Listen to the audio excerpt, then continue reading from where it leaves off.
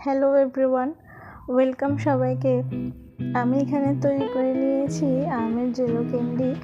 দুইটা উপকরণ দিয়ে আমি এই জেলো ক্যান্ডিগুলো তৈরি করে নিয়েছি। আপনারাও চাইলে আমার এই রেসিপিটা ফলো করে এরকম জেলো ক্যান্ডি তৈরি করে নিতে পারেন।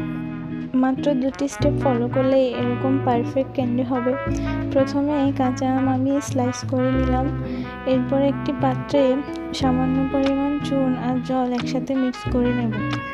এখানের মধ্যে আমি দিয়ে দেব লম্বা করে কেটে রাখা আমগুলো। মিনিমাম 2 থেকে 3 ঘন্টা এগুলো এই চুনের জলে ভিজিয়ে রাখতে হবে।